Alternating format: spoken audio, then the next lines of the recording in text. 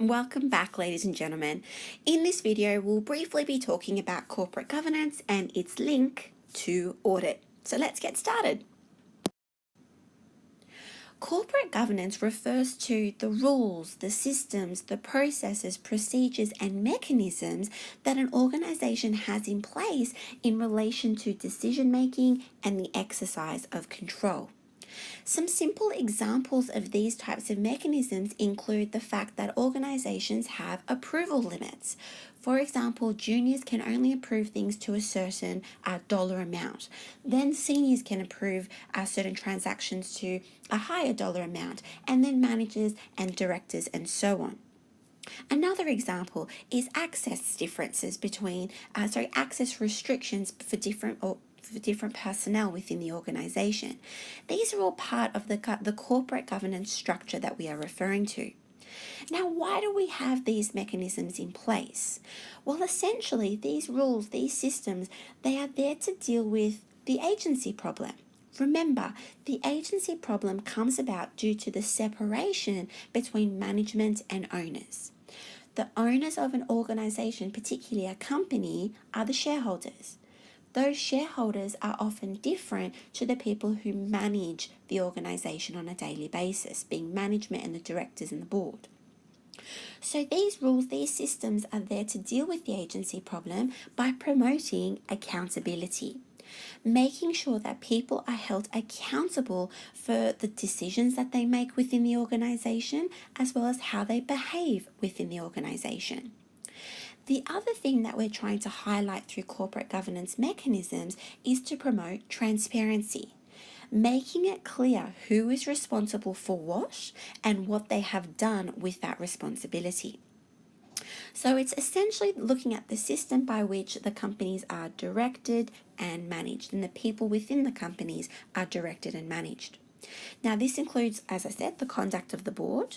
It also includes and relates to management and the relationship they have with the shareholders. So where does the accountant fit into all of this? Well, accountants are essentially responsible, or they're involved in ensuring that these processes are indeed working the way that they are supposed to.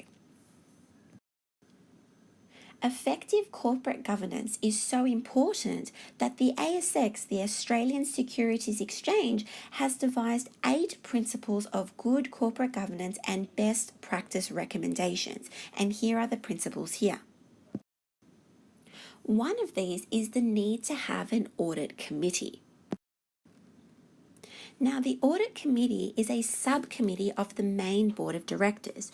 So if you think about the board of directors in this box, the Audit Committee is a group of these individuals, is made up of a group of these directors. Now, the individuals that make up the Audit Committee are mainly non-executive independent directors. Now, what does this mean? We have 2 types of directors, executive and non-executive. The difference between these is that an executive director is involved in the day-to-day management of an organisation, of a company. A non-executive director, however, is, even though they're a director of the company, they are not directly involved within the day-to-day management of that organisation. Because they are not involved in the day-to-day management of the organisation, they are seen to be more independent. And that is why they are seen to be as being more suitable to partake within the Audit Committee. Now, what is really important to know about the Audit Committee is that this is the main group with whom both the internal auditors as well as the external auditors communicate. Okay, and that's a really important component of corporate governance. So external auditors, whenever they have their findings or they have issues as part of the audit, they will discuss those issues with the Audit Committee. The Audit Committee will then report back to the board.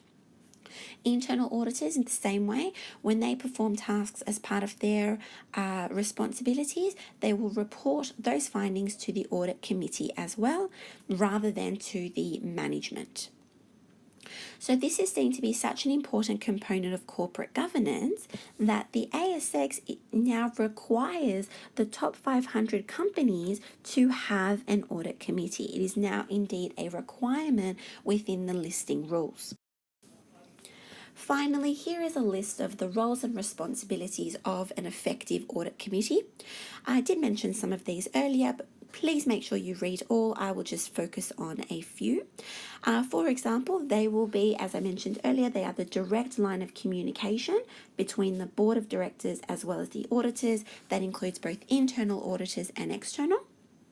They discuss sensitive matters when it comes to accounting information and accounting issues. This also includes any issues that are found in relation to the internal controls of the organisation. So, for example, the password controls are not working, or there are security breaches, things like that. They will discuss with the auditors in terms of the general scope and the timing of their work.